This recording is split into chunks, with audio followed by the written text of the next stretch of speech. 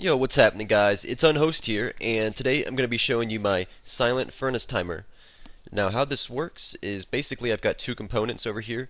First one is going to be the silent bud switch, which is the block update detector right here, and this is probably one of the most compact designs, and it just consists of the green wool and the 5 pieces of redstone dust as well as a torch, and that's directly linked up to a T flip-flop that is basically 1 high or 2 high if you're going to count the blocks underneath the redstone that is placed on. So all of it's just pretty short, and you can pretty much squeeze it into one layer of blocks. So I'll show you how it works real quick.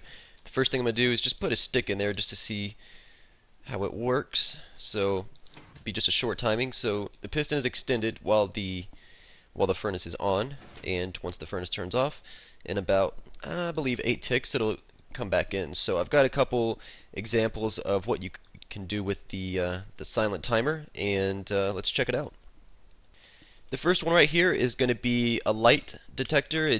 The light will turn off or on, whichever you prefer, whenever the furnace is on, as well as play a little melody whenever your stuff is finished cooking, or at least when the coal runs out. So as you can see, the light just turned off,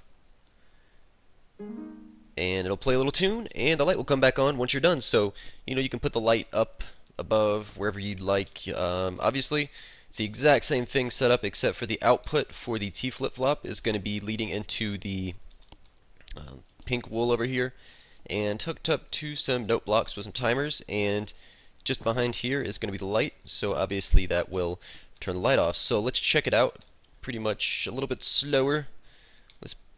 Let's put a piece of wood in there so we can see what's happening. So the T flip-flop has just turned the pink wool circuit off, and once the wood finishes up, which it should in just a second, you will see the bud activate. It'll just send a 1-tick pulse like it just did. Turn them back on, and there we go. So let's go check out the other example. Alright, and here we are, and what this does is, well, let me just show you. This is probably one of my, I like this one just a little bit more than the other one. So when you've got your stuff cooking, the piston will close the furnace off so you can't access it, and when everything's done, it'll open back up. So let's check out this circuitry as well. Basically the same thing as the last one, except for the pink wool leads up to a single note block that's inverted, and as well as a piston right here. So let's throw a piece of wood in there just to last a little bit longer. And as you can see, the T flip-flop turns the circuit on, which will extend the piston, and this is inverted, so when the T flip-flop activates again and turns the pink circuit off, the inversion will play a note. There we go, good timing. So I'll show you what this is composed of real quick. So here's the T flip-flop right here, and I found this in one of Cube Hamster's videos, and this was basically all inspired off of Cube Hamster's sapling key video. So this was submitted to him. I hadn't seen this before, so if you guys know the original author, please leave it in the comments and I will give him credit, but I'm not sure who made this originally. I think someone found it on the forums. So yeah, I really like how compact this design is right here and all that. So yep, that's the T flip-flop for you. This right here is going to be the bud switch, and it'll just send a 1-tick pulse. So there we go. Yeah, this is an amazing, really compact bud switch. So let's go ahead and build this bad boy. So the first thing we're going to do is start out by building the bud switch like so. And this is very important that you know that the bud switch is directional, meaning that it can only be built in a single, let's see, we've got F2 and F0. So the torch right here can only be facing F2 or F0 to allow it to work, and I'll show you what happens if you don't build it that way. So as you can see, that's working just fine. The output is off like so, but let's build it the other way real quick just to demonstrate what would happen. And if you got any problems, this is probably why with your bud switch. So it'll pretty much just pulse like a clock and burn out like it just did.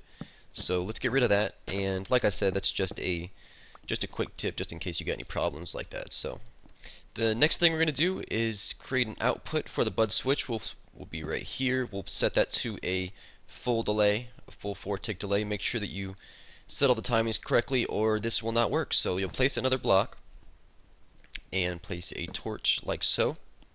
Next thing we'll do is set another repeater to full delay, place another block and a piece of redstone dust right here, place another block right here, torch, 2 repeaters on full delay,